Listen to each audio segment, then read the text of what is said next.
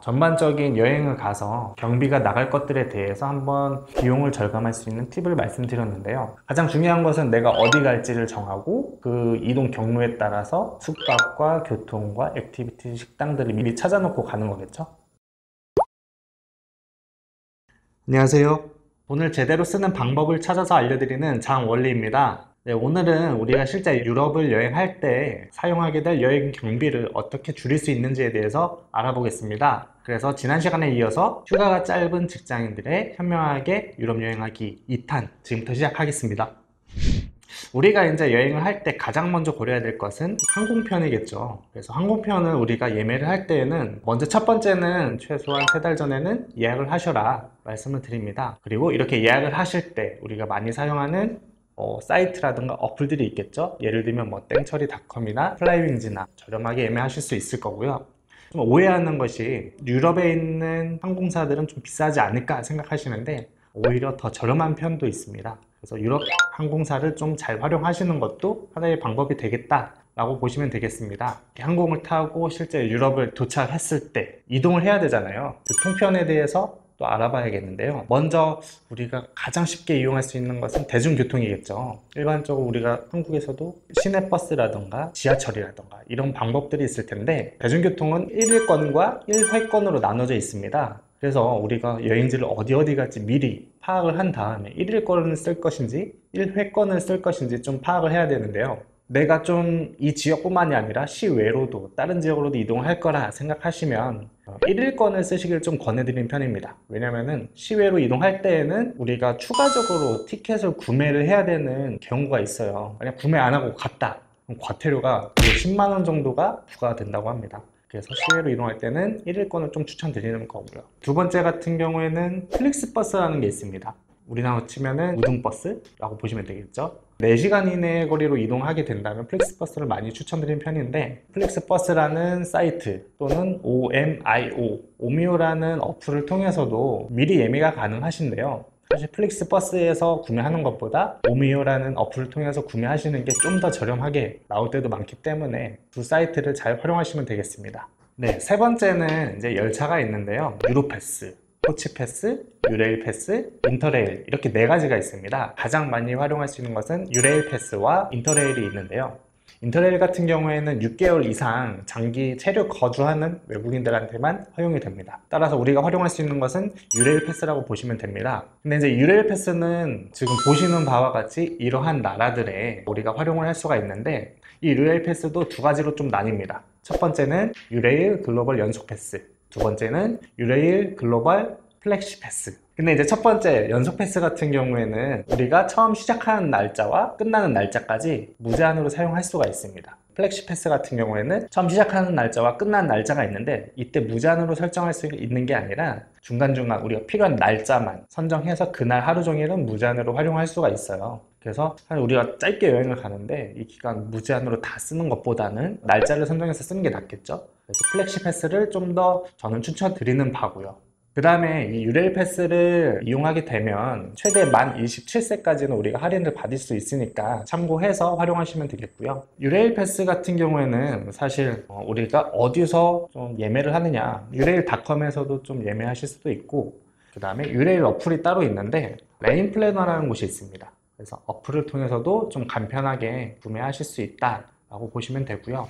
그 다음에 이제 4번째 같은 경우에는 또 우버가 있습니다. 한국에서는 사실 우버가 지금 없잖아요. 근데 이제 유럽에서는 우버를 사용하실 수가 있는데 거리에 따라서 가격이 딱 정해져 있습니다. 우리는 택시 타고 갈 때 가면서 계속 멈춰서도 가격이 올라가잖아요. 근데 우버는 그런 것도 없이 가격에 따라서 금액이 정해져 있고 택시보다는 좀 더 편하게 이동할 수 있다고 해요. 그래서 한 3, 4명 정도가 이동하면 우버를 이용하는 것도 괜찮다. 우버라는 어플을 이용할 수도 있지만 헝가리 같은 경우에는 우버가 아니라 FO 택시라는 게 있습니다. 이름만 좀 다르다고 보시면 돼요. 그 다음에 5번째는 렌트카가 있습니다. 해외 가서 렌트카를 이용하게 되면 비싸지 않느냐 생각하실 수도 있는데 사실 우리나라랑 큰 차이는 없어요. 우리나라도 하루 빌리는데 뭐 저렴하면 한 3, 4만원, 비싸면은 뭐 6, 7만원 이상 하죠. 유럽 같은 경우에도 마찬가지로 하루에 50유로, 우리나라 돈은 한 6만원, 7만원 정도 한다고 합니다. 4, 5명이 같이서 이동을 한다 하면 렌트카를 이용하는 방법도 좀 더 편할 수 있고, 그 다음에 렌트카 이용하면 좀 편하신 게 중심지 쪽에다가 숙박을 잡는 경우가 많잖아요. 외곽적으로 가면 대중교통 이용하기가 근데 힘들죠. 근데 렌트카를 이용하게 되면 외곽으로도 숙박을 잡을 수 있다.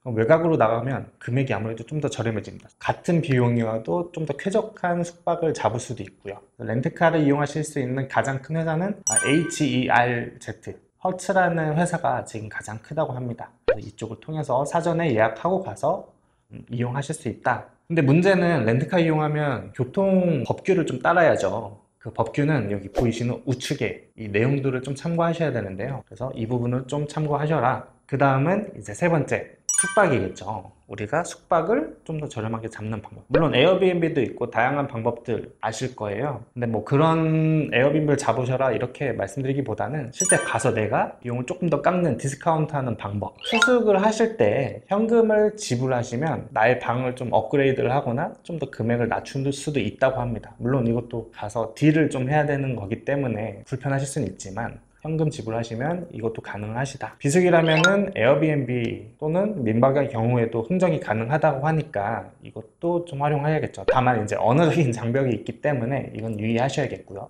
그 다음에 이제 다양한 숙박 어플을 좀 비교를 하셔야 되는데 뭐 에어비앤비나 아니면 호스텔월드나 민다나 아니면 스카이스캐너 이 어플들을 통해서 좀 비교하셔서 활용하셔도 되고 카드사에 따라서는 그 카드 할인 혜택이 들어간 것도 있습니다.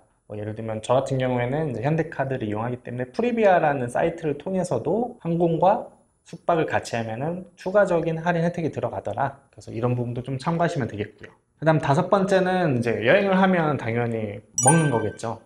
가서 내가 어떻게 좀 더 저렴하게 먹을 것이냐. 제가 이제 많이 활용하는 것은 트립어드바이저에서 사전에 메뉴하고 식당을 좀 찾아내는 겁니다. 트립어드바이저를 통해서 사람들이 거기에서 뭐 댓글도 있을 거고요. 이런 평가들을 좀 확인을 한 다음에 실제 여행을 가서 구글 지도를 통해서 좀 확인을 하는 거죠. 이 지도를 통해서 또 확인하실 때도 그 안에서도 또 댓글을 보실 수 있는 기능도 있습니다. 그 다음에 이제 여행을 가서는 사실 런치 메뉴가 굉장히 저렴하기 때문에 런치 메뉴를 좀 잘 찾아서 식사를 하시는 게 식비를 줄일 수 있고, 그 다음에 조식은 호텔에서 주는 조식은 잘 안 드시는 게 좋습니다. 사실 전날에 뭐 과일을 사거나 빵을 사다가 먹는 게 훨씬 더 저렴하실 수 있기 때문에 조식도 조금 피하는 게 좋지 않은가. 그래서 이제 식사 같은 어플은 이제 아까 말씀드린 트립어드바이저, 그 다음에 구글 맵을 좀 활용하시면 되겠다.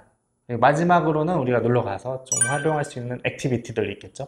액티비티 같은 경우에도 우리가 숙박을 할 때 호텔에서 많이 권해주기도 해요. 우리 호텔은 숙박하신 분들이 우리 호텔과 연계된 이런 액티비티들을 좀 더 저렴하게 연결을 시켜준다 하지만 사실 밖에 나가서 내가 발품 뛰는 것이 더 저렴한 경우가 많습니다. 그래서 호텔에서 추천하는 것보다는 실제 나가서 확인하는데, 이것도 좀 전에 말씀드린 트립어드바이저를 활용하시면 좀 다양한 액티비티들을 확인하실 수 있고, 또 하나는 스카이스캐너에서도 똑같이 미리 사전에 확인하실 수 있다. 네.